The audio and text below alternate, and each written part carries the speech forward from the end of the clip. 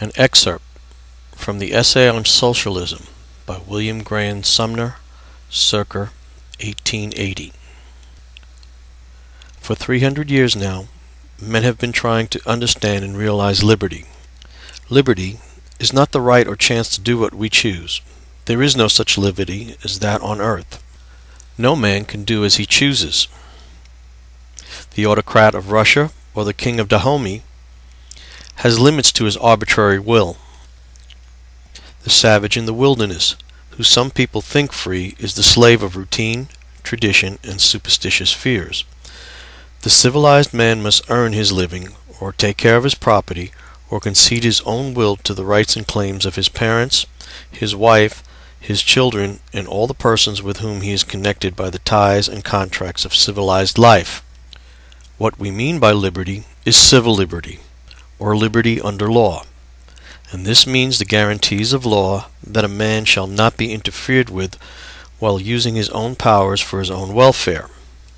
It is, therefore, a civil and political status, and that nation has the freest institutions in which the guarantees of peace for the laborer and security for the capitalist are the highest. Liberty, therefore, does not by any means do away with the struggle for existence.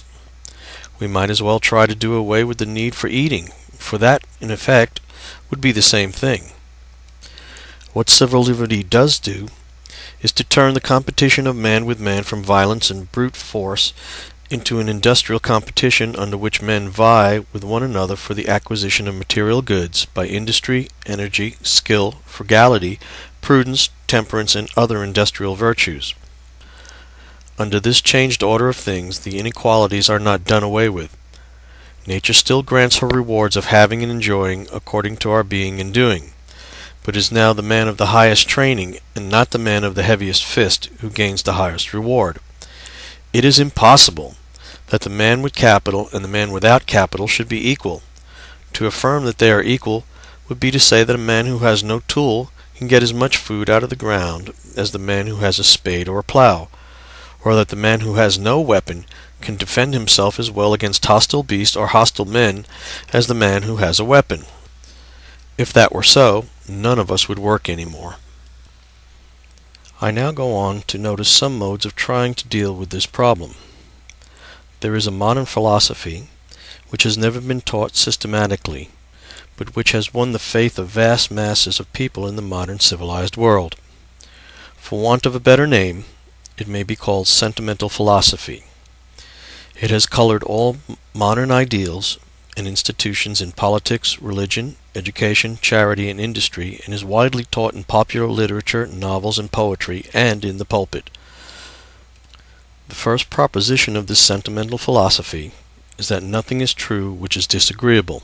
If, therefore, any facts of observation show that life is grim or hard, the sentimental philosophy steps over such facts with a general platitude, a consoling commonplace, or a gratifying dogma. The effect is to spread an easy optimism under the influence of which people spare themselves labor and trouble, reflection and forethought, pains and caution, all of which are hard things, and to admit the necessity for which to admit that the world is not all made smooth and easy for us to pass through it, surrounded by love, music, and flowers. Under this philosophy, progress has been represented on a steadily increasing and unmixed good, as if the good steadily encroached on the evil without involving any new or other forms of evil, and as if we could plan great steps in progress in our academies, and then realize them by resolution. To minds trained in this way of looking at things, any evil which exists is a reproach. We have only to consider it, hold some discussions about it, pass resolutions, and have done with it. Every moment of delay is therefore a social crime. It is monstrous to say that misery and poverty are as constant as vice and evil passions of men. People suffering under such a misery and poverty. Assuming, therefore, that we can solve all these problems and eradicate all these evils by expending our ingenuity upon them, of course we cannot hasten too soon to do it. A social philosophy consonant with this has also been taught for a century, It could not fail to be popular, for it teaches that ignorance is as good as knowledge, vulgarity as good as refinement, shiftlessness as good as painstaking, shirking as good as faithful striving, poverty as good as wealth, filth as good as cleanliness. In short, that quality goes for nothing in the measurement of a man, but only numbers. Culture, knowledge, refinement, skill, and taste cost labor, but we have been taught that they have only individual, not social value, and that socially they are rather drawbacks than otherwise. In public life we are taught to admire roughness, illiteracy, and rowdyism. The ignorant, idle, and shiftless have been taught that they are the people, that generalities included at the time about the dignity, wisdom, and virtue of the people are true of them, that they have nothing to learn to be wise, but that as they stand they possess a kind of infallibility, and that to their opinion the wise must bow. It is not cause for wonder if whole sections of these classes have begun to use the powers and wisdom attributed to them for their own interests, as they construe them, and to trample upon the excellence which marks civilization as an obsolete superstition. Another development of the same philosophy is the doctrine that men come into the world endowed with natural rights, or as joint inheritors of the rights of men, which have been declared times without number during the last century. Therefore, if men have rights by birth, these rights must hold against their fellow men, and must mean that somebody else is to spend his energy to sustain the existence of the person so born. However, what then becomes the natural rights of the one whose energies are to be diverted from his own interests? This notion of natural rights is devoid of sense. It does, however, lend itself to the most vicious kind of social dogmatism. For if a man has natural rights, then the reasoning is clear up to the finished socialistic doctrine that a man has a natural right to whatever he needs, and that the measure of his claims is the wishes which he wants fulfilled.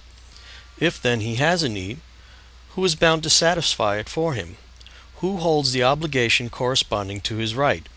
It must be the one who possesses what will satisfy that need, or else the state, which can take the possession from those who have earned and saved it, and give it to him who needs it, and who, by the hypothesis, has not earned or saved it.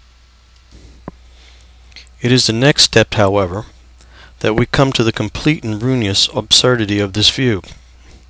If a man may demand from those who have a share of what he needs and has not, may he demand the same also for his wife and for his children, and for how many children?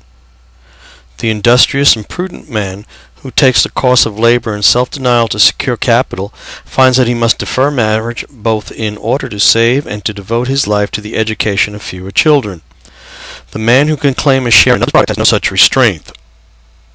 The consequence, then, would be that the industrious and prudent would labor and save without families to support the idle and improvident, who would increase and multiply until universal destitution forced a return to the principles of liberty and property, and the man who started with the notion that the world owed him a living would once more find, as he does now, that the world pays him its debt in a state prison.